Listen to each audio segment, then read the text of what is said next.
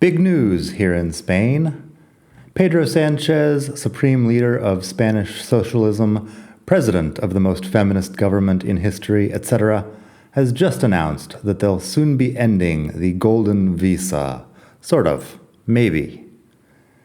The story, as I understand it so far, Spain's golden visa gives people a couple of different options on how to get residency. There's the option to buy €1 million in Spanish stocks or €2 million in government bonds, but those aren't too popular from what I've heard. Far more popular is the option to buy a house worth at least €500,000. The government now wants to eliminate this real estate option, leaving the others untouched. In other words, they want to get rid of the low end of the golden visa options. This will probably upset more than a few people's plans, but it's not quite final yet. I will keep you updated as the story develops. For now, let's look at some of the data about Spain's golden visa. Hey everybody, it's Daniel. Welcome back to Spain to Go, the best podcast in the entire multiverse for all things Spain. This is episode 69. 69, your mom's favorite number for reasons I am unable to comprehend. Today, we're going to talk about Spain's golden visa and its possible end, or at least its partial end. So, let's get to it. Spain's golden visa. Here are some facts. The golden visa scheme was introduced in 2013 by the government of Mariano Rajoy. He was from the center-right Popular Party, in case you weren't following along with Spanish politics at that time. And this was during the Great Recession. The real estate market had been tanking for years by then, with no apparent end in sight. And I personally remember being somewhat shocked by the amount of €500,000 for a house when the law was first passed. That's a lot of money, well beyond the budget of a normal family. People actually living in Spain were suffering a lot at that point. Unemployment was over 20%, a lot of businesses were closing up, and tons of people were underwater on their mortgages, going back to live with their parents, unable to sell their houses at any price, etc. Meanwhile, the government was going to start selling residence permits to wealthy foreign investors. It seemed insane. Turns out, only about 10,000 golden visas have been approved in the last 10 years that the law has been in force. That seems like a pretty small number to me, but both La Vanguardia and El País agree basically on that number. They also say that 94% of those visas were given out via the real estate option. So the number of people buying €2 million in Spanish government bonds is small, in other words. Now, 10 years later, Sanchez is claiming that eliminating the golden visa is all about promoting access to housing for regular Spanish people. The government's objective being that no citizen should have to spend more than 30% of their income on a home which is, in his words, digno, adecuado y de calidad. That's kind of a random collection of adjectives, if you ask me. Digno is probably decent more than dignified. Can a home be dignified? I don't know. Can a home be decent, adequate, and high quality? I don't see how. Those seem like contradictory attributes for a home to have. But those were Pedro Sanchez's words, digno, adecuado, y de calidad. All of this brings us to Spain's big real estate problem, which we have talked about before. I am not the first person to point out that in a country where a whole lot of people earn 16,000 to 18,000 euros a year, it's just not going to happen. You're not going to get people spending less than 30% of their income on housing. Real estate prices in Spain are way out of line with salaries, and either salaries need to double or real estate needs to crash again if anything is going to change there. That's why a lot of Spaniards live with their parents until well into their 30s, for example. The math on homeownership just doesn't work. Good luck getting together a 20% down payment when you're making 1,300 euros a month and paying rent and buying food and living your life, etc. It's rough. Meanwhile, in many of the major cities, construction isn't keeping up with demand. In Barcelona, for example, there were fewer than 2,000 houses built in 2023. According to City Hall's own statistics, in fact, the number was just 1,865 new homes completed. At the same time, the local population has increased by at least 40,000 people in the last year, quite possibly more. And these are not new trends. Add up many years of population growth in big cities and the fact that there just hasn't been a ton of construction since the 2008 real estate crisis, and you've got a problem that's getting worse and worse every year. So there are a lot of factors contributing to this whole housing situation, and large-scale government incompetence is surely one of them. But that's not something old Dirty Sanchez is likely to admit. All of this brings us to the big question. Are foreign millionaires pricing the locals out of their homes? Well, on my personal side, my wife Morena and I recently bought a flat here in Barcelona. And guess what? We weren't in a bidding war with members of the Saudi royal family, and we didn't have to fight off any Russian oligarchs to get the place. We paid a good bit of money for a 2-bedroom flat in a working-class neighborhood, and that's it. The sellers were some old Catalan people who had inherited the place when their mother died. Rather than rent it out, they decided to sell it for a chunk of change, pay the inheritance tax, and move on. And I'd like to propose that this situation is normal for people buying or selling average price houses in unglamorous towns and neighborhoods around Spain. I don't believe for 1 second, in other words, that a few thousand wealthy foreign investors are moving the median value of homes at all. They may be affecting the luxury real estate market, but that's not my problem.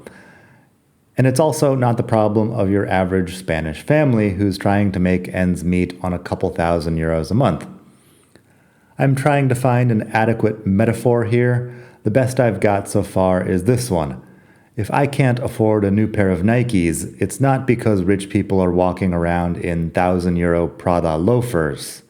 They are, of course, walking around in 1,000-euro Prada loafers, and that fact might annoy me, but it doesn't affect the price of mass-market running shoes. It's also worth mentioning that a lot of wealthy foreigners don't need visas at all. People from around the European Union can move to Spain and, in many cases, reduce their cost of living even while paying more than the average price for a house. Those 10,000 golden visas are a drop in the bucket compared to the millions of people from around Europe who have every legal right to pop over to Spain to buy a second home or move here permanently. 2 of our 3 landlords here in Barcelona have been from Northern Europe back when we were renting. There's nothing stopping relatively wealthy Europeans from coming and driving up the prices in your neighborhood. In fact, many of them are already doing so and paying in cash. So, is the end of the golden visa really going to help your average person with his or her housing problems? I seriously doubt it. Are there other visa options for moving to Spain in 2024? Yes, there are. Let's talk a little bit about what you can do if you were hoping to get the golden visa. But first, I wrote in a previous article about how laws are made here in Spain. The media reports these things as if they're a done deal, but in reality, they often take 2 years of negotiations in Parliament. They have to be passed back and forth from the Congreso de los Diputados to the Senado, and it's a whole long process. So the media yesterday just started saying that this was a done deal, pretty much, but if you read into it, it is actually a proposal that they will be reviewing in Parliament. Does that same process of 2 years of negotiation apply if they're just changing or repealing laws that are already on the books? Maybe it does. I guess we'll find out. In any case, for now, it's important to keep in mind that this is just a proposal and not a done deal. It could change. I'll keep you updated. The European Commission has been encouraging EU member states to kill these golden visa programs for a number of years now, citing dangers like security, tax evasion, and money laundering. What exactly is the European Commission, and how fast are governments supposed to act on its encouragement? I don't really know. The exact words on their website, ec.europa.eu, are, "In a recommendation issued today, the Commission is urging member states to immediately repeal any existing investor citizenship schemes." That's from March 2022, over 2 years ago. So if I understand this correctly, Sanchez and company have all the time in the world to act on this recommendation, or not. We'll see what they decide. I personally don't understand the function of these EU institutions. They exist. They suggest things. It is unclear to me how they interact with the Spanish government and why anyone should care deeply about them. I think the average person is probably in the same boat, that if you ask them, well, what is the European Commission up to these days? They have no idea. So a European Commission recommendation doesn't do much for me. Apparently it doesn't do much for the government here in Spain, because they're just studying this now, 2 years after the recommendation for immediate repeal of investor citizenship schemes. We'll see if Pedro Sanchez and his government end up doing anything about this or not. In the meantime, have you heard about the digital nomad visa? That might be a bit more your style if you work online. I have an episode about that here on the podcast. You may have to just look through the list of podcast episodes for it. Well, let me see if I can find it really quick. Digital Nomad Visa, episode 33. The problem with the Digital Nomad Visa is that it was passed also about a year ago, March 2023, but it is unclear whether people have actually started receiving digital nomad visas. I've heard lots of cases of people applying, lots of cases of people wanting to get the digital nomad visa. I haven't heard of a lot of people actually getting it. It may be kind of stuck in bureaucratic limbo like so many other things. In any case, that is a possibility. There's also the non-lucrative visa, which is for people who have enough money in the bank or pensions or passive income to live on, but which doesn't allow you to work. The caveat there is that a lot of people have been working on non-lucrative visas. You're technically not supposed to do that, but generally if you can show a large bank balance or a pension of some kind, you can apply for that, come to Spain, and figure something out afterwards.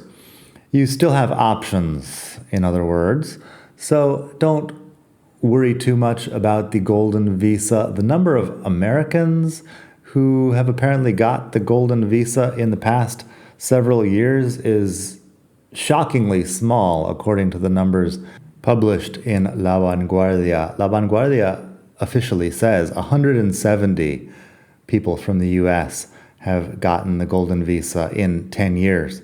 This is compared with 2,700 people from China, 1,100 from Russia, and apparently Iranian companies have gotten a few of these. I didn't realize that companies were able to get visas, but who knows?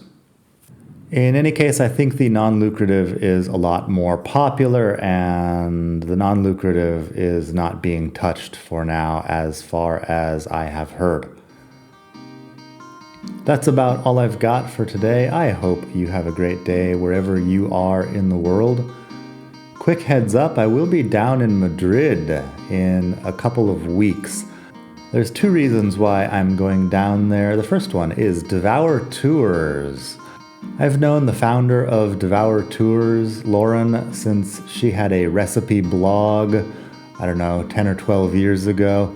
She had a recipe blog, I had a Spain blog. Now she's got an international business empire, and I've still got a Spain blog and a podcast. I've also moved up in the world. In any case, Devour has food tours all over Spain and also in some other places. I'm just looking at their blog right now. They've got Florence, Lisbon, Naples, New York City, wherever that is, Paris, Rome, Venice, Bordeaux, Bologna, Barcelona, etc. I've been on one of their tours previously, the Plaza Mayor Madrid tour, way back in the day. They've invited me to one of their new events. I'll give you some details in a future episode about that. Also, I'm going to be doing a bike tour, which I'm excited about. The bike tour is going to be La Ruta del Quijote. It's a bike touring company. A gentleman named Raul has invited me. He's a fan of the blog and podcast, apparently. And his company, which you can find at biketourinspain.com, offers several different tours. They've invited me on La Ruta del Quijote, which is in La Mancha, the region to the south of Madrid, famous for Don Quixote, the novel, one of the great works of world literature. So I'll be going down there. I'll be making a podcast episode about that as well, I assume. Kind of treading the line between literature and wandering around looking at stuff, both of which are passions of mine. So that's biketourinspain.com if you want to check out the things on offer there. And also devourtours.com for food tours in a lot of places. I hope you enjoyed this episode. Please head by the blog expatmadrid.com for much more about life in Madrid, Barcelona, and Spain. I've got hundreds of articles up there that you may enjoy. Also, you could check out Learn Spanish with Daniel. I've got several new videos up there where I am teaching different aspects of the Spanish language. I give a sort of simple explanation that you should be able to follow along with. I enjoy it. It's free. You can just do that. It's on YouTube. Just Google or, put Learn Spanish with Daniel into YouTube search and you will find it.